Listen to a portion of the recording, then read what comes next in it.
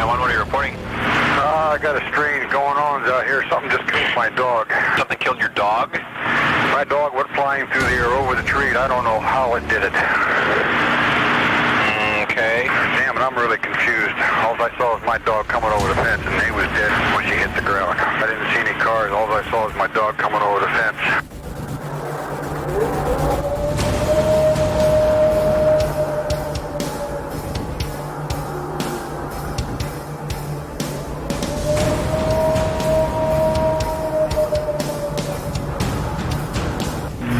What are you reporting? We got someone or something crawling around out here.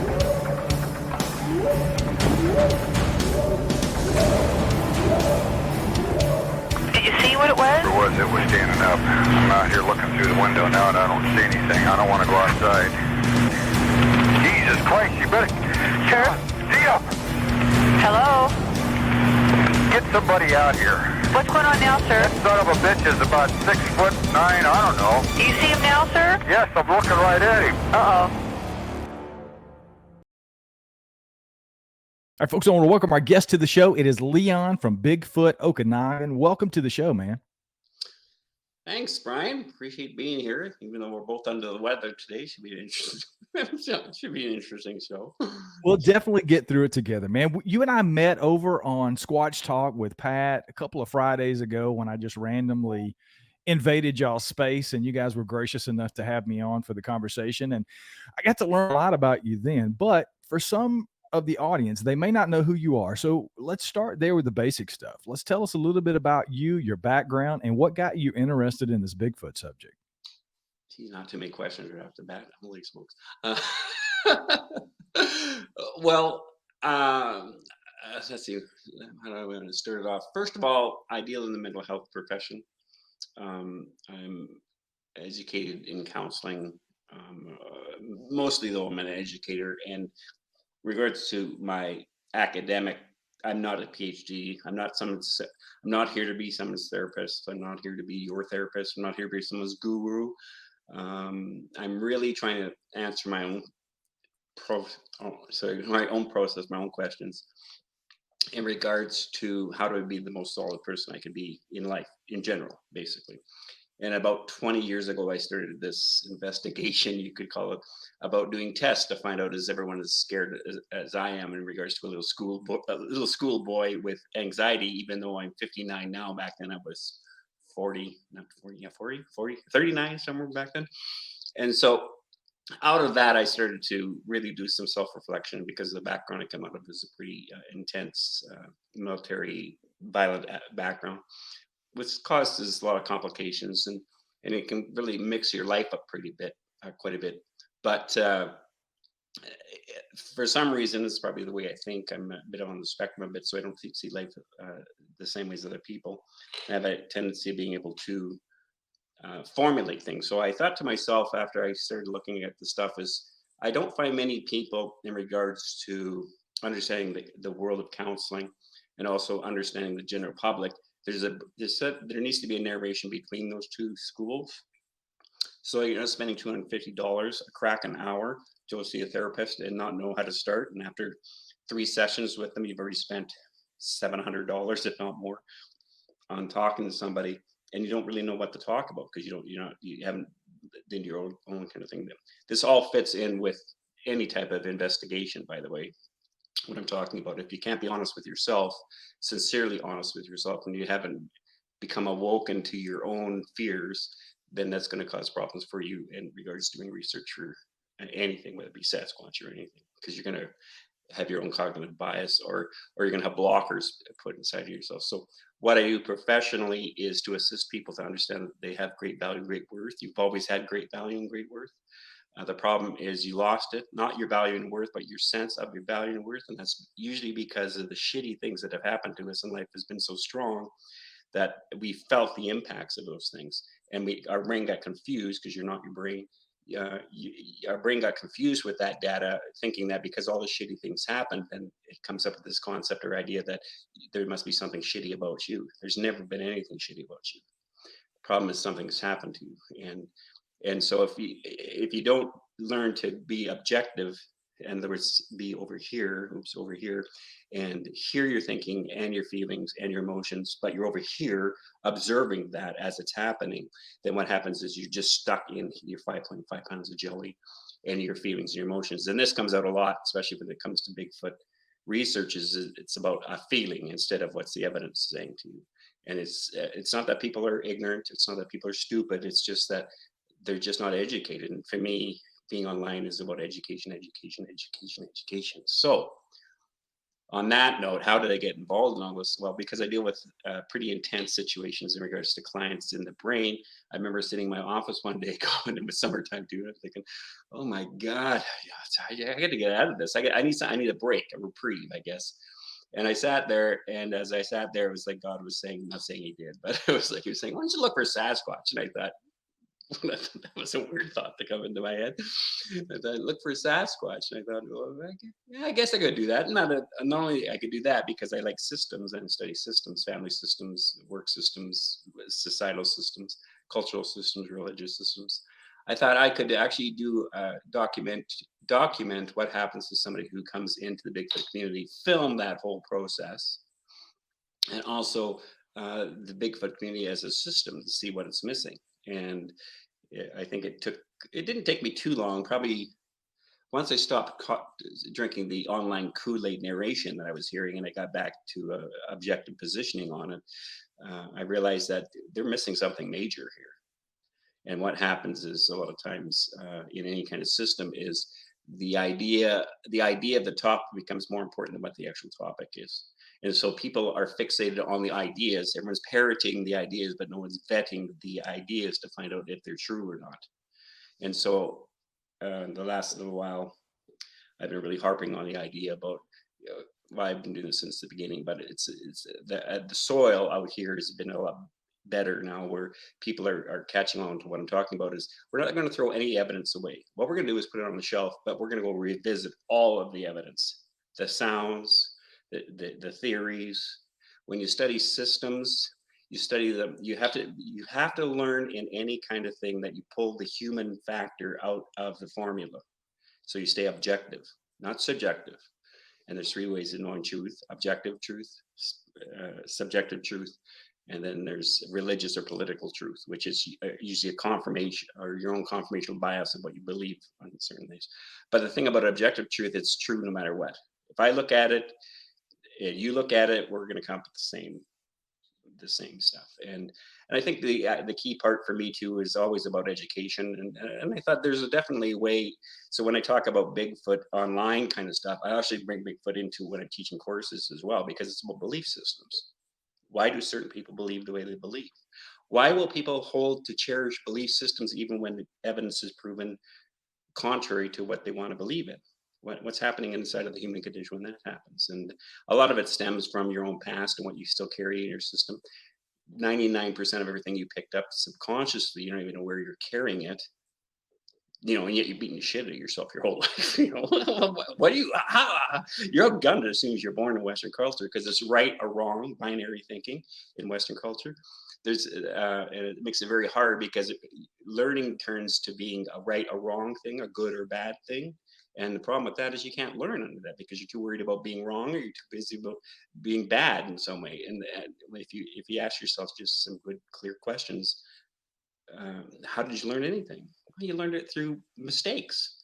And that's about play. It's okay to play. Every species that's on the planet uses play to equip yourself for the needs you need for the world. But if you never had a chance to play as a kid, to work a lot of that stuff through, you're not going to be able to play as an adult. You're going to be very serious, become these very serious adults kind of thing. So did that answer that question, or is that a ramble on kind of thing?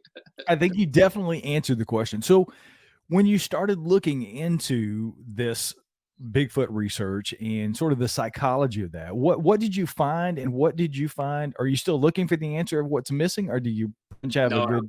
No, past that. Yeah, totally past that. I think you're talking about Micah today and Jeff and them from Sasquatch Trackways. I mean, that was a big thing for me, that whole story, people can check that out on their channel, was, when you come into a system and you're looking at a system objectively over here, so whether the system's down here, you don't have a dog in the race, so you're just looking at the system. So you can look at well, I usually use the religious system as an example. So you can look at Christianity. Okay, well, who's the main characters out of Christianity? Well, you would say God and the Holy Spirit, and then you would say Jesus, and then Jesus had 12 disciples. So you can go back, except it's 2,000 years ago, where you're looking at this history, and out of those 12 disciples, something happened, which 30,000 Christian denominations now have stemmed up. So you can kind of backtrack. It takes a lot of data stuff.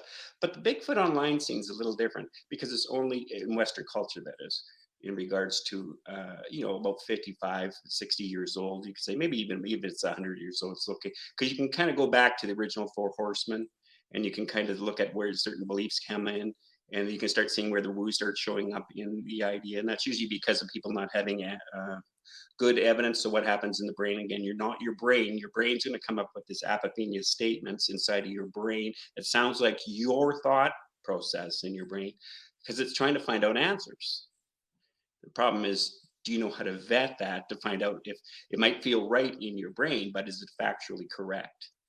And that's where a lot of this rational thinking, like in philosophy, there's rational thought used to be out there, but rational thought had a lower deck to it, which had to do with the capacity to know what rational thought actually is, instead of just saying it. The same way you hear online a lot of, doesn't matter whether it's this channel or any paranormal channel, they'll always say we'll use the scientific method. Well, what scientific method do you use? And you should be hearing two words out of a person's mouth. Well, there's a couple of other ones too, but Merton's norms is one you should be hearing. The one you should be hearing is the balloon detection kit from Carl Sagan. And what that is your capacity. And this is the funny thing, is a lot of people misinterpret education or information. Like, for instance, the scientific method isn't that science is right or wrong. Science isn't trying to be right or wrong. They're trying to be factual. And that's why they always are upgrading. And that's what we should be doing as research or inspectors or investigators, whatever term you want to put on your cell phone. And so when I look at the system, my biggest concern is there's a bit of a feedback loop that comes into the Bigfoot online system that is preventing us from moving forward. And when I look at the Bigfoot system, the idea is that no one's re-vetting the information. So the idea about full circle, when it's on Sasquatch trackways, Matt Moneymaker was claiming in 2020, these are the best Sasquatch trackways of 2020. Now he is the president of the organization called BFRO, Bigfoot Field Researcher. If you're investigating anything, you would know this as an investigator, as a police officer, you have to make sure that the person who's claiming something is valid. If the police, and there's a standard that's supposed to be there. And when you go up and you have the president of BFRO notifying us, these trackways are significant. These are his words, not mine, for 2020 and legitimate. He didn't do his due diligence. He just did a phone call. That was one of the biggest things when I thought, the system's really bad. This is like finding out all of a sudden your dad's an alcoholic. Not saying Matt's an alcoholic, but it's the same dynamic of, oh my God, these people are following delusional thinking process. We all have a touch of delusional thinking. I have it. It's not that it's, anyone's, I teach this stuff, and my brain plays lots of tricks on me and stuff like that. So I try to teach other people. But the idea of a president of of an organization that's claiming Bigfoot, you better do your due diligence, because it makes the whole system, their system, look bad. What do I leave on the board that's pinned from BFRO now? What don't I leave on? See, and that's the problem is, no, and again, it's shh. Well, and I heard so many people say, well, Matt's like that anyways, and and it's like, you probably heard my interview with Micah there, and said, no, it's not okay. Just the problem is, everyone's worried about offending anybody, but in order for me to have an opinion and speak, I have to have also the right to offend you. It's not that I'm trying to hurt your feelings, but I want to find, when you're, heaven forbid, Brian, you're arresting somebody, and you go, I'm feeling very offended, Brian, that you're arresting me for murdering somebody. How ridiculous is the thinking out there, and the capacity, again, because we're in binary thinking, and there's a wave of inability in regards to a certain brain processing. that seems to be happening in our culture, in Western culture in general. Doesn't mean just North America, it means Western culture in general, in regards to looking and assessing things because it becomes offensive. Well, the thing is that I'm not arguing against you. I'm arguing about whatever the evidence you're trying to show me. I'm not even arguing. I'm wanting to see, like Nikki from Harry Man and Hoaxers. I love her segment where it says, "Show me what you got." Show me what you guys got, and then don't get offended if you're asking my opinion. If you're asking my opinion, then I have to share you my opinion. I think you're wasting your time there. No, that's not Sasquatch poop. It's bear poop. You can take it out of your fridge now. That's not a Sasquatch track. Well, how do you know? Well, again, education, education, education. I can sit there and people say, well, Leon says, it's not my job for you to quote me, but it's my job for you to point you to go find the same information you already have, so you can impress your own friends and you can figure out why for yourself. That's what a good educator does. I don't not want my students to succeed past me. I want them to be better than me. And why? Because it helps me. That's why I like the younger generation of Bigfoot scene, is because they're not putting up with the BS. They're not, it's like they're not offended. Their identity isn't in Bigfoot, which is so many people's identity is in Bigfoot. It's this idea of, and that's, again, if you've got a fractured psyche, which a lot of us have, I'm sorry, but when you're younger, it's pretty hard to have your basic powers because they've been stripped from you. Are you mad, little boy? I'll give you something to be mad about. Okay, you mad? Are you scared, little boy? Yeah, I'm going to the dentist. Well, you got nothing to be scared about. Now I'm confused. I shouldn't be scared when I am scared, so I can't trust my feelings or my emotions. And so that's the thing, is you can't trust what you're seeing is what you're seeing. I won't get into politics because I could not yet. It's too early yet. Maybe in 5 or 10 years I'll be able to debrief what's happening north of the border or south of the border of me here, but it's too much of a political hot potato. And I'm thinking, really, you're, from a guy like me who's in the hospital for 6 months this last year, died 3 times when I was in the hospital. I died 9 times in the hospital. Are you telling me you're putting the emotional weight of truthfulness on Sasquatch as the truthfulness of what I had to just negotiate and navigate? It's Sasquatch, the topic. We don't know nothing about Sasquatch. Oh, I know such a, well, show me what you got then, when I start asking them the tough questions of, do we have any DNA? Oh, well, Dr. Meldrum, blah, blah, blah. Well, then what do I have to do? I have to search out the DNA. I have to figure out what DNA is. I have to understand what DNA is. I have to understand what they're claiming compared to what real DNA people would be saying. You have to do that. Structures, they're from Sasquatch. So I'll back up a little bit. When I got online, whenever you study a structure or a system, so another system I would study would be like cults. So in order for me to study a cult, I have to understand the belief system of the cult. How do I do that? I have to bend the knee, or think of yourself as an investigator.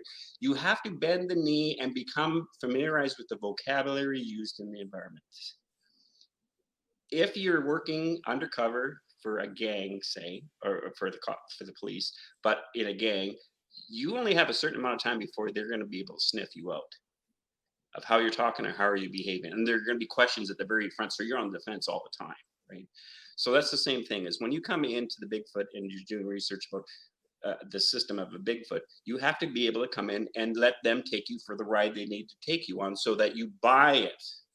And this is what ends up happening. And it's really hard and you'll relate to this too, is it's really hard when you're undercover for especially a long time. I can't remember the name of the one guy. He was undercover for about 10 years, because these people do become friends. And you don't want to, you have to turn them in because that's your responsibility to do it, but they become close to you. But that's how close you have to become to them, even though there's a danger in that. And that's the same thing as when I was doing the online thing, I was listening to the narration. Sasquatch do this, Sasquatch, this represents Sasquatch, this represents Sasquatch. And I would take those photos of stuff I would be finding. I'd be taking them to the online Facebook pages and oh, you're so lucky. Oh my God, how did you get all those structures and all that kind of stuff? And I'm buying it because I have to as an investigator. And because I'm listening to the narration because I want to find out how much truth is in that narration.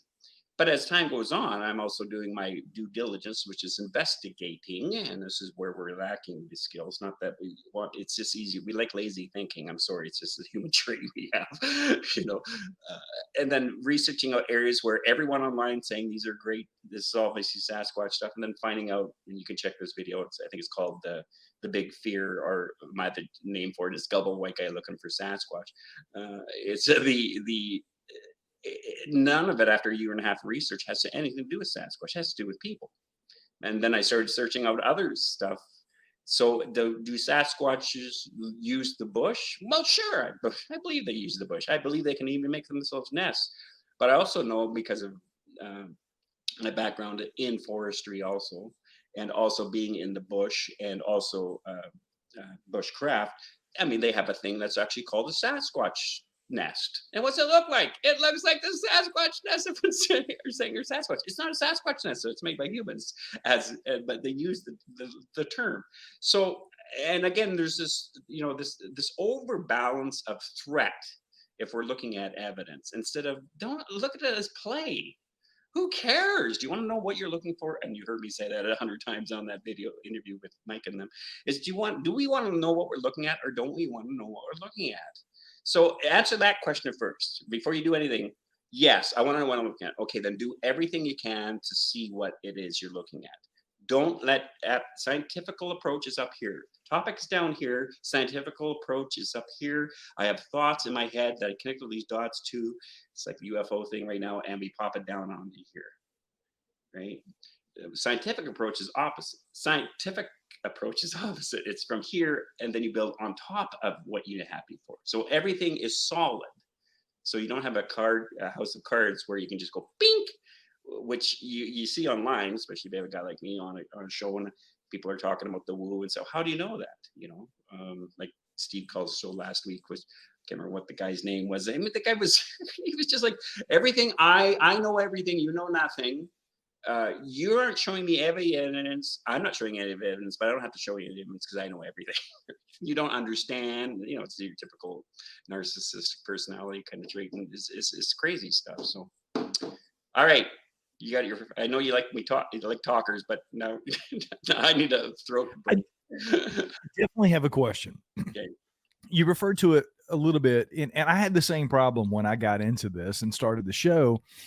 I started getting into online forums and online Facebook groups last year, and I ran across one, and I know I'm already gearing up for the emails, because every time I say this, I get emails from these guys. The Coalition for Critical Thinking group on Facebook. It's Stephen Struford's group. I've had Stephen on the show. I like Stephen a lot. I called him the grumpy or the curmudgeon of Sasquatchery, right? Because he's just this curmudgeon-y kind of guy, but he's just as nice as he can be, when you're not talking Bigfoot. But I got in that group because I am a critical thinker. I am an investigator first. I am a police officer brain. I'm wired that way. I did that job for a little over 16 years, and it's just ingrained in my fiber to look at things skeptically. And I want to believe that 99% of the shit we talk about on the show is true, but I'm a very critical thinker, and I have to have some proof in most cases to back up these fantastic claims that people use. So I found this Coalition for Critical Thinking group, and Coalition for Critical Thinking and Bigfoot Research. It was the name of the group, I think. And I'm still a member. I just don't post over there anymore because there are the majority of them. I can't say all. The majority of them that I've had the pleasure of interacting with are ridiculous. There is no critical thinking, in my opinion, in most of those people. Now, there are some great guys in that group. Don't get me wrong. I'm not going to throw out everybody at the same time and just paint with a broad brush. But I said all that to say that group is misleading for a person like me who is looking for that type of thing.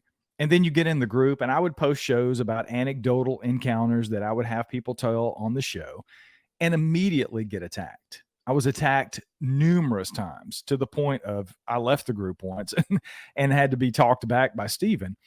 And it's just an emotional response that they have, because they have this preconceived notion that Bigfoot is bullshit. Therefore, any and everything that anybody ever says about Bigfoot is bullshit. And that's not critical thinking at all. Well, you're right. I'll do it another way. I left the group 3 times, by the way. I think I'm highly accepted back now as somebody, because again, the problem with Coalition for Critical Thinking, it's not their fault as much as it's this. Remember, it's always, when I talk about systems, it's always the bad system. It's not the bad people. And the problem with is the big, when you look at the Coalition for Critical Thinking, and when we look at the Bigfoot community as a system, they're in the system. The dynamics of the system have even influenced an organization called Big Critical, whatever the title is. I get a brain fart there, because and that's exactly what I was trying to point out to them at the very beginning. This is like 4 years ago, I think. I said, for a critical thinking site, you guys aren't critical thinkers, because you're caught in the Kool-Aid of the system. And you've got to the point, like we have a group of our channels called, and I hope to call us the honey badger skeptic network. And what that is a logo that would be placed on all of our videos, so that you know that we are scientifically based, scientific mind. But the problem is, after you get dump trucks and dump trucks and dump trucks, remember, Steve and those guys, they have been online for like 10 years, 20 years, and it's been dump trucks of the same stuff. I'm watching it right now online. Some of the, Nikki just did a video, Steve just did a video of stuff that's online, and it's still online. It's still being circulated. And it's like, you can't help become cynical, and that's the problem there. You're not, as soon as you become cynical again, you're no longer objective, because you're now influenced by the source. And so when people want a scientific environment, and you go and you plug into there, like you said, I mean, I remember when I was there, and John said to me on that thing, he says, "Yeah, Leon, make sure you let the door hit your ass on the way out." And I thought, what the frick is that? You know, and it's this cynicism, this putridness, and that. And I don't, from someone who's dropped dead, 9 times now. I'm not blaming on the cat. That's my last life. Well, I got a couple more coming up around, but I don't want to be a bitter old bastard when I'm older, right? I don't. I'm 59. I've got like 21 summers left, you could say. I want to enjoy my last bit of stuff. But you're right. It's frustrating. But again, the online scene is frustrating. And if you're getting, like for me, I have to, you're getting dump trucks and dump trucks of just people's comments of saying that this is what it is, but there's nothing tangible. And so my goal was to also provide an emotional narrative to people to think differently. It doesn't help me to complain about everything, even though I need places to complain, because you got to just shake your head and go, like on Steve's show the other day when he asked me to join on there, "What's your thoughts on it?" And I looked at him and I said, this video of this guy, and it makes me want to walk, not because it's helpful. It's because I got to get away from this crazy thinking, because it's crazy thinking. Like, and heaven forbid, look at, you have crazy thinking. You have crazy thinking. I have crazy thinking. Everyone watching, you have crazy thinking. Quit acting like you're immune from it, because you're not. I'm not, and I teach this shit. So the bottom line is that if we can come to some kind of consensus with ourselves, and this always goes back to ourselves again, about being realistic about what you're looking for, and quit being so cynical in regards to your own, other people are out to get you. People aren't out to get you. 1840, 60s rule. 18 years old, you're worried everyone's thinking about you and talking about you. 40 years old, you don't give a shit what anyone says. 60-year-old, no one's even thinking about you. No one's thinking about you guys. They're not thinking anything negative about you. They're just sick of the data. And that's what we have to say almost on our network is, you're not seeing anger. You're not seeing resentment. You're not seeing cynicism. You're seeing frustration. Is everyone's parroting what everyone's parroted that's come before them.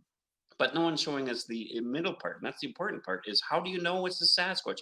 Please show us what that means. Do you want to know what you're looking at, or don't you?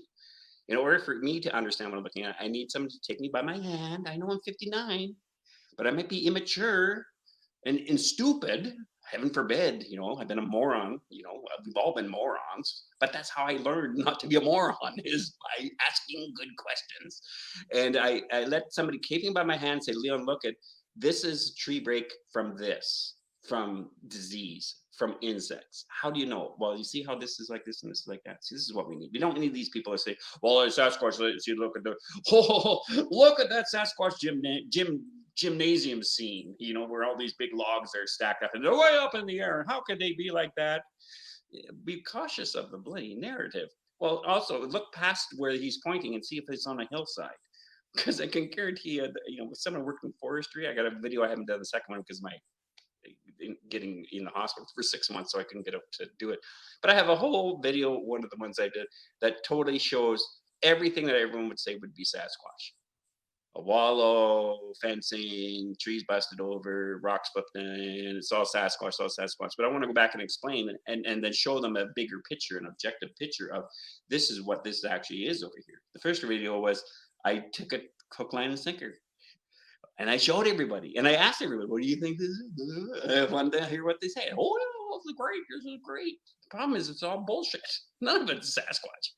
And while I'll show people how you find out it's not Sasquatch, because if you're looking for Sasquatch, you just told your brain, "My God, I have a mystery about Santa. I want to figure it out." And your brain's going to do everything it can. Your brain program, your primal part of your brain is going to do everything it can to reinforce that idea. The same way when you bought that first car of yours and you loved it and you started seeing those cars all over the place. It's not like someone's cranking them out. It's that your brain's looking because you told it you're interested with intent. And so, you know, that's the big thing for me as a researcher, or it's not just I'm researching why would people want to stay true to belief systems that they know aren't true? Well, it's because it's too much of a threat to them. And plus, we're not providing another side. You know, you can't sit there. Yeah, it'd be easy to sit there and be like the Coalition for Critical Thinking, because for good reason of there's just some of the garbage we get attacked with in regards to our network. But the bottom line is, if we don't show them a different way, you know, we're going to be here for another 55 years, you know, 45 years. There's going to be nothing in regards to any more evidence. It'll be more wooish, you know, like what's the other one? Bird Sasquatch lay eggs. That's the one I heard. I don't know if you heard that one or not, but it's hilarious. You know, that's what your brain does. It comes up with, just starts coming up with crazy ideas because there's nothing there for it to go. So let's make up ideas. Yeah, that's part of your imagination. That's part of the apophenia where your brain starts, you know, the spiritual side of your brain, I think it's right here, and also your imaginational side right here, is it starts to formulate imaginational ideas, concepts. This is where we get so we're looking for a hypothesis about, or some kind of strategy about anything. The problem is the strategy could be wrong, and I need to be able to verify it. And why am I going to Looney Tuneville when I can't? You know, what's obvious? A track. Track's obvious. Well, what's obvious about a track? Well, first figure out what a track is. What would you be looking for in a track? Energy, emotional energy distribution of one object going down onto another object. That is palatable. Well, double bear tracks, yeah, but if you can see how a foot is supposed to be shaped and why it's supposed to be shaped and why it's going to be shaping and disputing that or distributing that energy into the ground, if you learn how to read the ground, that's another one. You'll learn different ways. You'll see differently. The problem is most of us don't see. We just see from our cognitive dissonance that we have in our brain. And that brain just keeps coming up with the same garbage files that has come up before, because Sasquatch just spoke to me. Oh, my God. I could take you to the forest and show you 50 hunters that would say, I get the same symptom. That's the same thing as we're being zapped, all that kind of stuff. That's all clinical terms. There's nothing supernatural about any of that kind of stuff. There's not a single thing on the planet that has been supernatural, proven to be supernatural. Nothing. There's been things on the planet we thought were supernatural that aren't supernatural after we discovered what they were. For instance, 1800s or whatever, you're on a Spanish galleon looking underneath your ship at the middle of the night and you're seeing 7-foot plasma ghosts underneath. Oh, that must be from Davy Jones's locker. That's what you would think it would be, because you had no concept knowing it is. And today we know it's a bacteria. So, but back then we didn't. And yeah, you know, it's not their brain, someone's playing a trick on you. It's just your brain is very vulnerable. So. All right, there's my next 20-minute ramble. Go ahead, Brian. I know you're sick. You have your mic's off. Hey, Brian, your mic's off. Just quoting Thomas, by the way. I've got a question, I promise. I was writing down things as you were talking, and I want to go into you alluded to it a tad bit, but I want to talk a little bit about pareidolia, and I want to talk about blob squatches, and I want to talk about red circle squatches. This is something that I have talked about so many times ad nauseum on this show, and it's come up recently with Dogman, and we'll talk a little bit about that too, I think. But let's talk specifically about this blob squatch phenomenon that we have going on in these red circle squatches, because I get a ton of evidence. People send me things all the time and say, look at this Sasquatch, and it's nothing but freaking trees and leaves. And I don't understand that. Let me back up. I do understand that on some level.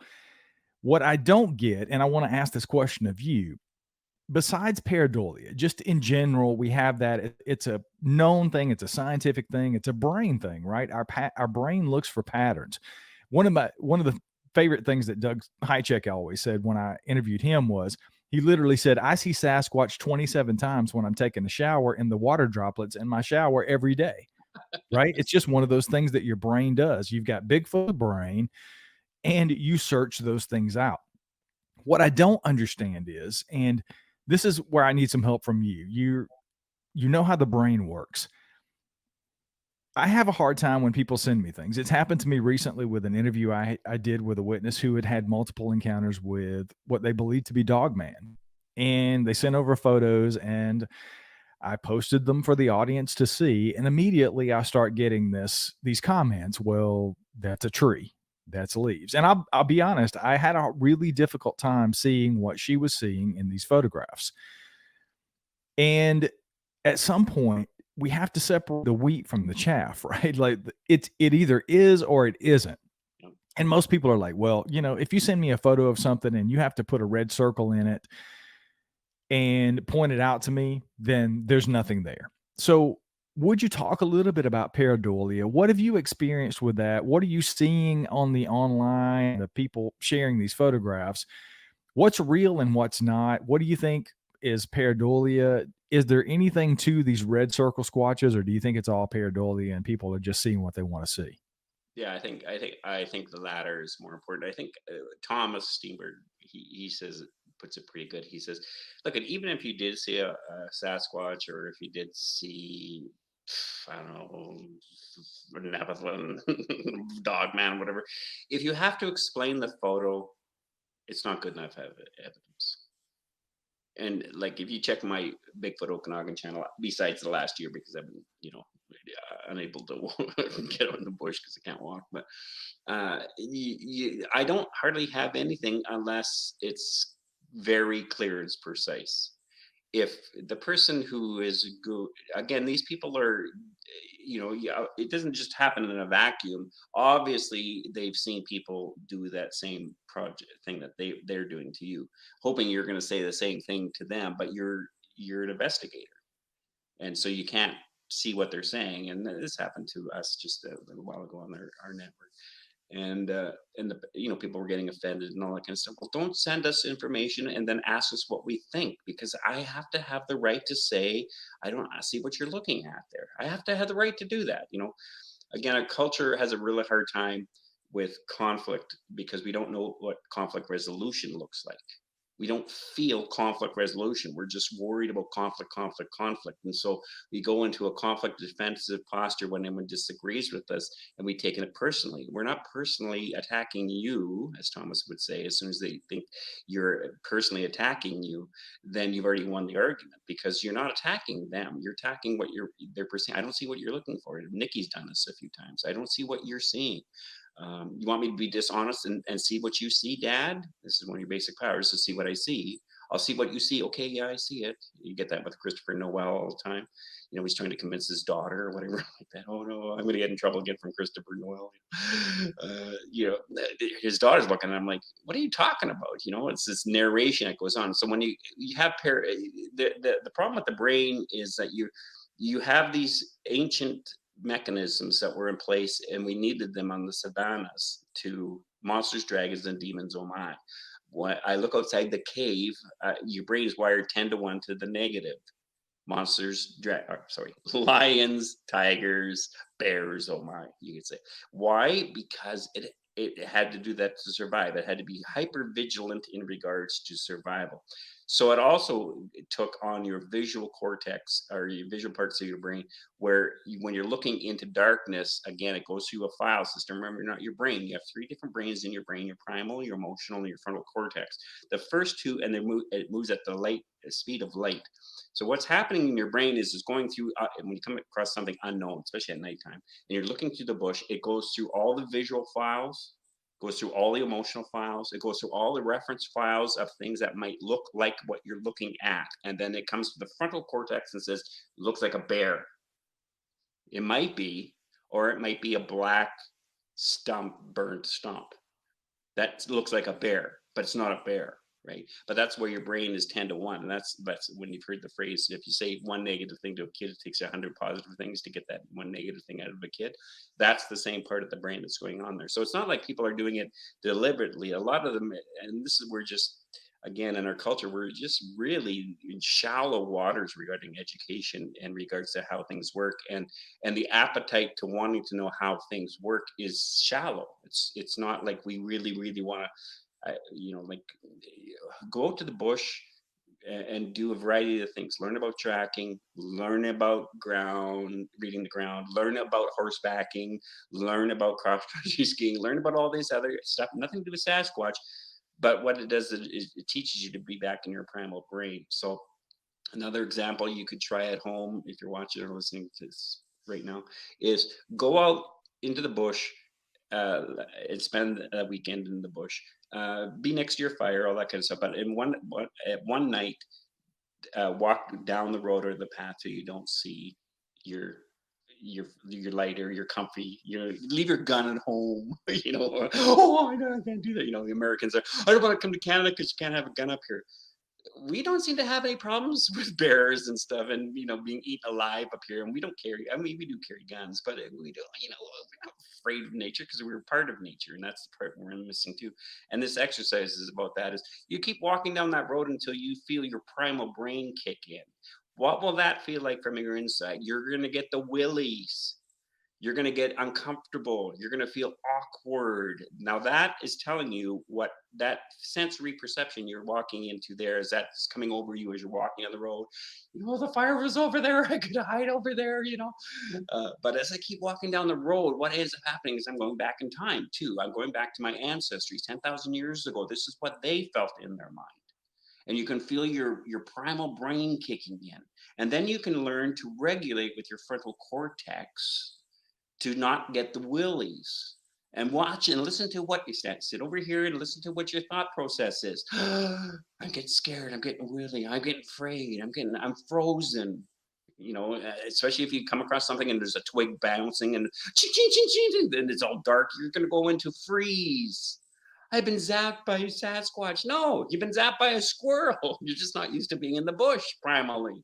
And then you have to do all these exercises to get yourself familiar. I like getting spooked by skunks and all sorts of stupid things and laugh afterwards, even though my whole system's hijacked and I'm speaking like I'm in tongues because my motor skills aren't available. Oh, you're burger, and I'm trying to say you frickin' cat, and if you don't think those things happen, they do happen. And so when you're looking at that, there's another problem too, is when people are in groups of people, there's what's called emotional energy discharge. And so if you got one person who's really, fractured but hypersensitive, and they are in the bush with you looking for Sasquatch, and they're real Sasquatchers, and they all of a sudden start feeling the energy, or this energy of awkwardness inside themselves, the person right next to them will start feeling it as well. And so, and then the whole group will get hijacked by that one particular person. And that's where you get the idea of, you get the air with a knife. And when you can get the air with a knife is, if you got a significant other and you're on the stove, or you're working in the dishes and she's on the stove and your backs are towards each other, and all of a sudden something comes out of your mouth, and you can literally feel her come across the room going, oh my God, I shouldn't have said that. That's cutting the air with a knife. And that's what I'm talking about, is that emotional energy, your emotions and feelings and your energy and motion, that's what emotions are. They don't just stay in your body, they can actually come out of your body a bit. And that's in martial arts, you use that as the chi, try to intimidate your opponent and all that kind of stuff. And it's nothing supernatural about it. It's just next time you're in a restaurant, look between the shoulders of the person in front of you and then with their back towards you, and then next little while, look up at their head, see how long it takes them to turn around. I mean, if you're taking military training, you know what I'm talking about there. You never look at the head, because the head can all of a sudden the sensory perception, I'm being stared at, it happens. And if you get a sentry you don't look at their head, you look at their shoulder blades, so they can get there and get them out. So I mean, the other thing with not just apophenia, there's another one I'm been delaying time trying to remember what it is, but there's auditorial illusions you can go into too, which is crazy. So that's what I mean about when you're looking at a lot of the stuff you can find online. Just if you have your own questions about Sasquatch, punch the idea into online. Don't go to Sasquatch sites, though. Most cases you're going to find just garbage information. Go to clinical sites. If you have any friends who are in university, talk to them about getting access to their university library key cards for online. Because what you can do is get actual academic level stuff free by using their access cards. I didn't say that. Somebody else said that. Somebody hijacked my body. No one sue us. Don't sue Brian or me. I don't know why I said that. I'm not sure why I mentioned that, but it's a great way of getting good solid data and evidence. You know, and when you look at the world, we have what's called like street smarts. You could call it street theology too. But the problem is they don't know what the academics know. I mean, usually there's a clash between the two. There's such a distance between where the academics actually believe compared to, especially in theology, where the street theology would be. You know, Moses did the 10 Commandments. You know, Jesus' disciples wrote Matthew, Mark, Luke, John. Well, Matthew, Mark, Luke, John. How could they? They didn't Koine Greek, but the language did Jesus speak? Oh, he spoke Hebrew and Arabic. Okay, Koine Greek's pretty sophisticated language. You know, you don't have a sheep herder or a fisherman knowing how to even write or read that at that age. So, but that's again, you know, so when you're looking at all this stuff, it's about education. People aren't, and I'll say it a billion times, it's not that they're stupid. It's just that this this Kool-Aid they've been drinking online is people parroting it, making their channels grow. But again, you guys who are watching their channels, ask the one question. In the entire time of watching this channel, have they ever stopped and told you why it's a Sasquatch? Besides, it's just that this is a Sasquatch. Tell me why it's a Sasquatch. If you watch some of my videos, you'll see that I'll look at a deer print and I'll say, you guys know what that is. It's a deer print. But there's something unique about that deer print. What is unique about that deer print? It's pregnant. Or I'll film a deer that's pregnant, and you'll see the side of the deer, the fawn kicking on the thing, and no one will notice it. This is what we're talking about, being able to observe things that you should be observing that you're not observing. If you're not that tuned into the bush by walking down a road, getting the willies, getting yourself, you know, not in your fifth wheel camper with your 357 Magnum and your M60 and everything like that. No, push yourself. You got all those toys. That's fine. You can have them, but push yourselves into being a Neanderthal. All we need is one solar flare. We're back there, 100 years, bang, like that. You better believe there'll be catastrophe. You better believe you'll be facing your raw reality of who you are and what you're capable of. And you better have that together. I'm not talking about being a survivalist and a freak, but you need to have all those parts together, because crisis is coming for us all. It comes for all of us in a variety of ways, and you have to be ready for it. And the best way of getting ready for it is knowing thyself. Know thyself. Know everything. It goes across. It's not just a nice saying. It's in regards to your evidence collecting, data collecting, personal collecting, in regards to who you are as a person. Honest about yourself. How honest are you really about yourself? Because you're not really honest with yourself. You're not going to be honest with the evidence. You're going to be blurred. You're gonna go on. Anyways, that's one of the things that I've tried to do. I mean, we live on almost 40 acres here in North Carolina, and it's very isolated. Our nearest neighbor's a half a mile away, but there's still the lights of the house and things like that. So I've done that for myself and just taken night hikes. And I'll admit I carry a shotgun and a pistol with me when I go. I'll hike 600 feet, or, you know, sometimes 300 or so yards away from the house, and cut the night light off, cut the flashlight off, and just sit in the dark for 30 minutes and listen to what's going on around me. And sometimes it freaks me out. I hear things and it sounds like something large and bipedal walking by. But I think that's important for you to do, because I think we do lose contact with that. People don't realize how plugged in we are all the time with electronic devices and lighting sources and things like that. And it is important, especially if you're going to call yourself a researcher or an investigator. That was one of the things Thomas Steenberg kept saying. And I've said it on the show before. I don't think very few people actually research what's going on in the Bigfoot community. There's a lot of investigators. We're investigating to try to figure out what's going on with this phenomenon. And most people don't do that. Honestly, if they're really intellectually honest, they don't go and sit in the woods by themselves and freak themselves out enough to understand what may be going on when that squirrel scampers by, or was that really a Bigfoot? Yeah. But that said, I want to talk a little bit about the evidence. Like the Patterson Gimlin film always comes up when I talk about Bigfoot, right, on the show. Is there anything as far as evidence that's really stuck out to you? And I know you've had a sighting or a possible sighting, so I want to talk about that. I can't believe I'm almost 50 minutes into this and I haven't talked about your encounter. We'll get there, folks. You get a word in edgewise. That's why. Let's talk a little bit about the evidence. Let's talk about the PG film. Where are you on that? And one thing that I want to talk about that came up on Squatch Talk with Pat that Joe got a little cantankerous about. We can talk a little about the Paul Freeman footage as well. But let's start with just the evidence in general. What do you think is the best evidence that's been collected, in your opinion, outside of people like me who have never had a physical sighting of one of these things, that in your opinion may say or may point to the fact that they actually exist? I'll answer that question a little differently on the spectrum differently.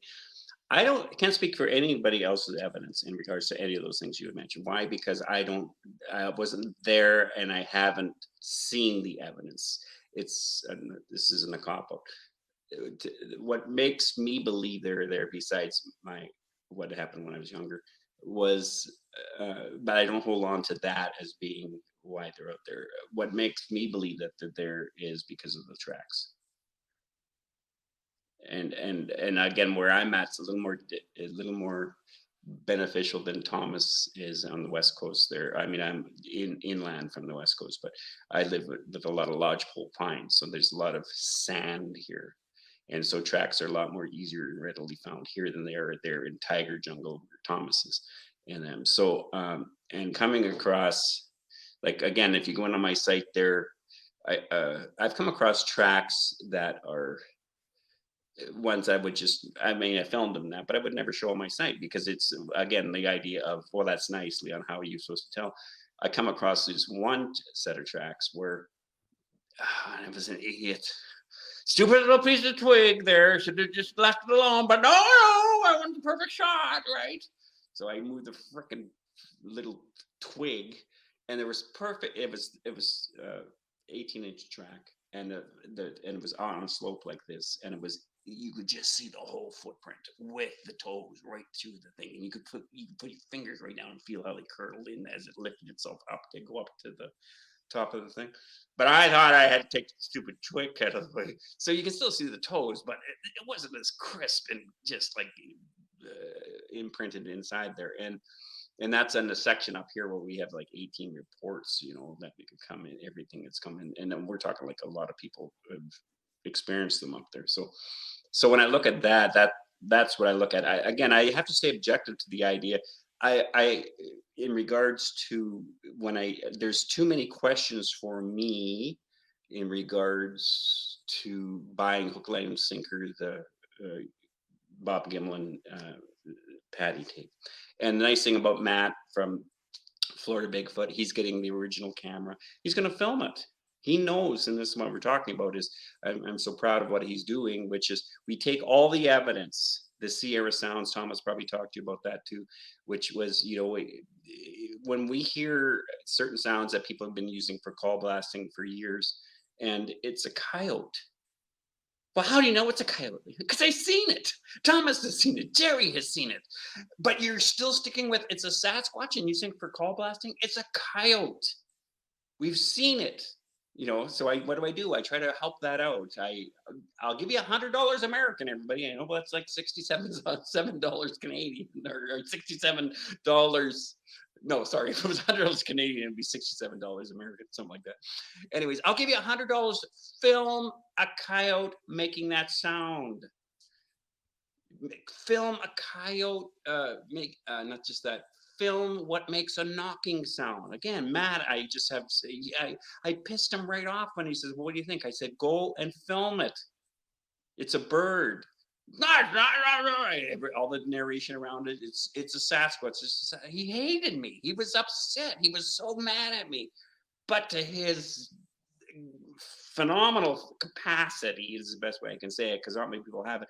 He got so pissed off, he took that pissed off energy and he went and he filmed what the freaking sound was, and it was a bird. And that's what we need. We need to be pissed off and then be mad at Leon. I'm going to film and show me he's wrong. Good, show me I'm wrong. That way we can have it for the archives. It's not about me. Thomas and I didn't really talk about the Sierra sounds. What are your thoughts on there? Where are you at on those? I don't. Again, it goes back to me. Again, I think anything that has coyotes in it, it's coyotes. Again, this is what your brain does, okay? There seems to be coyotes with this really weird sound. So what does the brain do? You just said it. There seems to be coyotes with this really weird sound. I'm looking for Sasquatch. Well, what your brain does is it connects the dots together. It's a Sasquatch. It uses now. Okay, we have references of this. How do we know that Sasquatch uses coyotes to hunt, or wolves to hunt, and all this kind of stuff? Well, because if you look at baboons hijack puppies. Don't know if you know that, but they hijack them and raise them as sentries for the thing. Now they could do that. I'm not saying they can't do that, but the idea that I talk about too is, biologically, there's lots of data that I like to figure out, and so physiologically tells you a lot of data. How many fingers? What kind of fingers? What kind of hands? What kind of legs? What kind of feet? What kind of ears? What kind of chin? What kind of muscles? Where's their head placed? It's going to tell us whether or not they have a language or not regarding their head placing and the structure of the brain. Do they have a little ball right here? You have to have this extended chin in order to have language. Your head has to be above your spine, not forward. So all the idea of, can they hold their breath? I asked that question. It's not that they can hold their breath, that means they have language, which some people just jump to that one and say, that's not what I'm saying. You have to find a whole bunch of things because it tells you what type of brain they have. Crows can mimic things. I'm joking about this today. What if these samurai sounds was somebody who's with the Chinese family that live out in the country, and they have all these crows that live out this nest, and they're always watching Chinese kung fu movies, and they're like, the crows are doing it and the crows fly over. Like there's a huge jump between when we go to one thing to another thing. But that's the warning part, is you just don't you stick with the obvious for now until something comes up, instead of just jumping and saying, well, or at least narrate it that way. We don't know. It's okay. I mean, that's the number one phrase in science. I don't know. That's why we're trying to figure out what we know. We know a bit more. We know a bit more. We know a bit more. When something comes up, we reevaluate. That's what we're supposed to be doing, I would think, if I want to know what I'm looking for.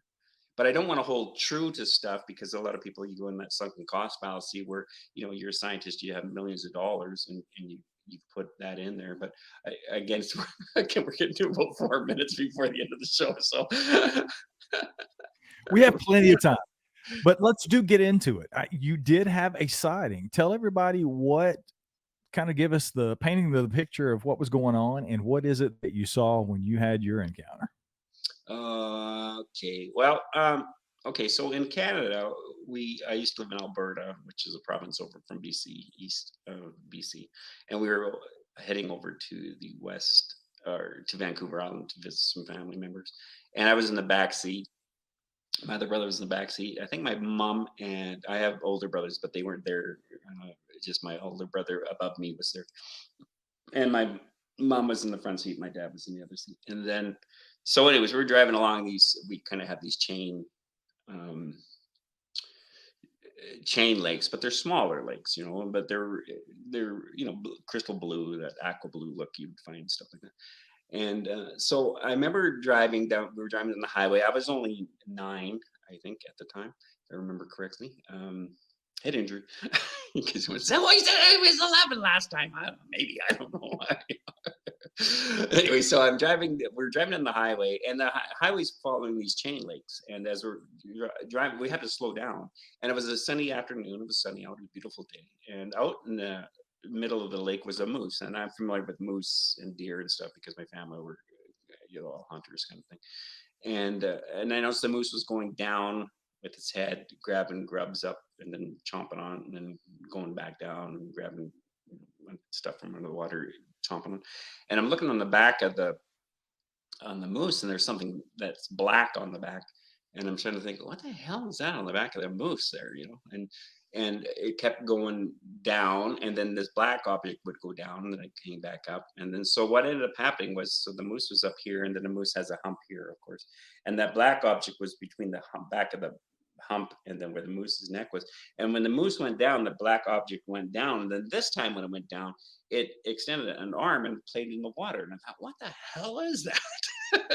and then it went back up, and then it went back down, and then it kept doing it. So it looked like was, I remember someone saying, well, what did it look like? I said, it looked like a monkey. Matter of fact, I said to everybody in the car, I said, hey, you guys see that?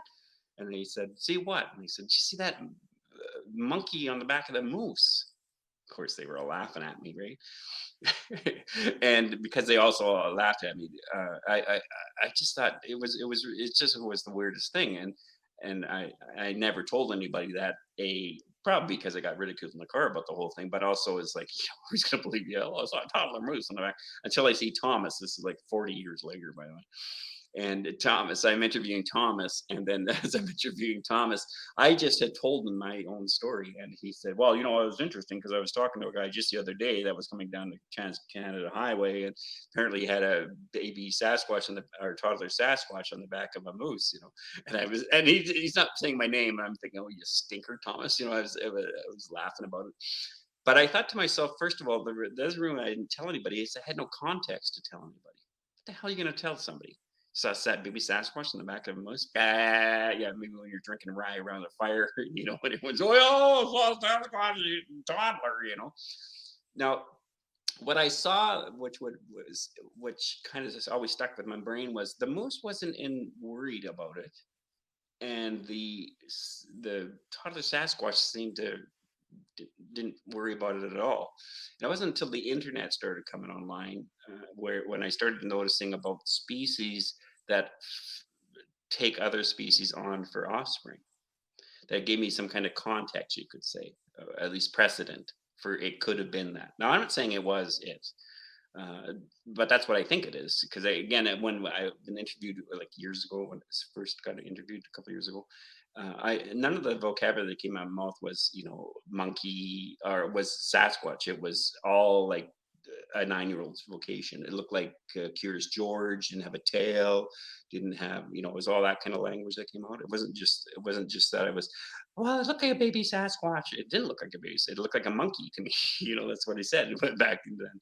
Now because I've done my work of honesty and truth about myself, I've also been abused sexually before at 8 months old. So I had to figure out, so I have a bit of capacity the general public wouldn't have, was I somebody who was an adult thinking he was sexually abused at 8 months old, or was he somebody at 8 months old that was sexually abused at 8 months old? So how do you figure that whole thing out? So there's ways of understanding. Whenever you go back on any memory, you can easily place a pictorial or imagery to it in a microsecond that your body now thinks it was part of the original idea, but it wasn't at all. But having that experiences, and the funny thing was when I filmed Thomas, or when I went and saw Thomas, I think it was the last time I went out there, he went and showed me all these different places of all these sightings that most of us have heard about, and we drove, and I was driving back to where I was staying, which happened to be by starts with the C, can't remember, Chilliwack. And the weird thing was, I think I drove by the same lake. And I thought, I think that's the same lake. Like the imprint was and it was a sunny day and it was blue. And I thought, I think that's the lake. And I told Thomas that. So then this happened. So I can't get up there to see him.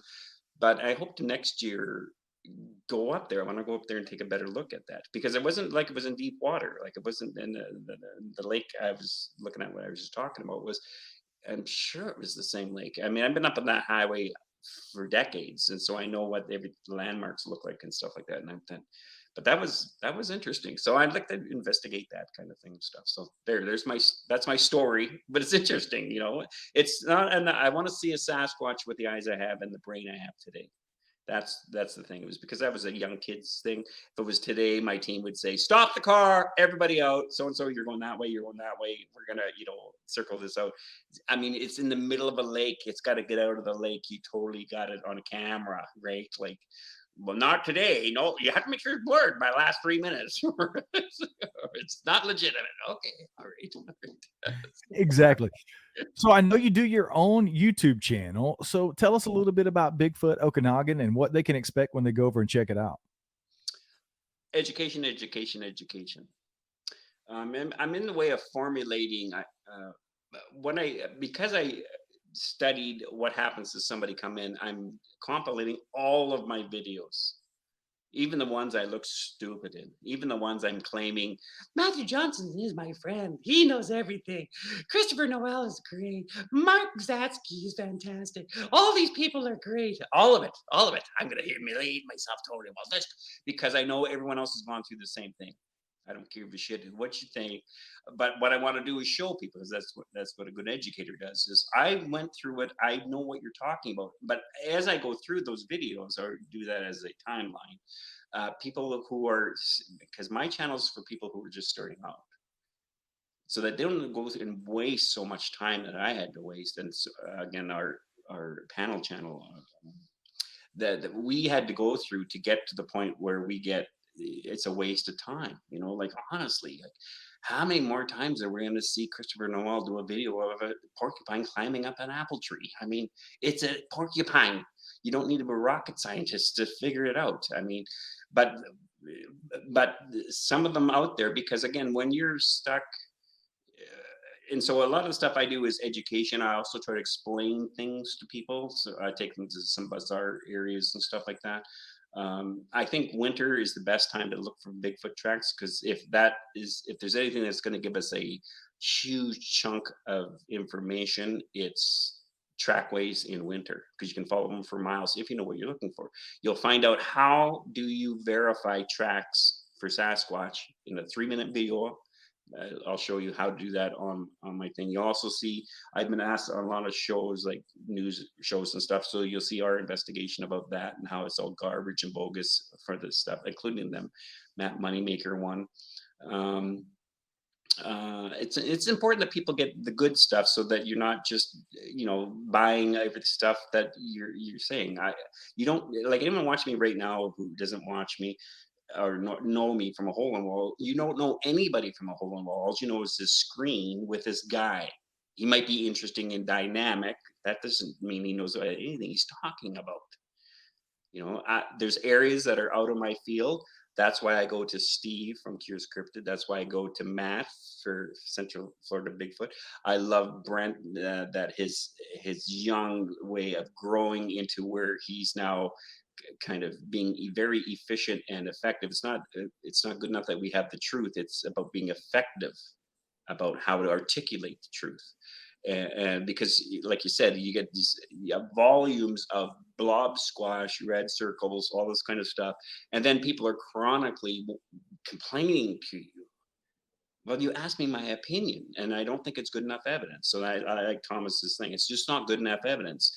Are you open? So you fire out a couple of things across their bow to see if they're open to being educated.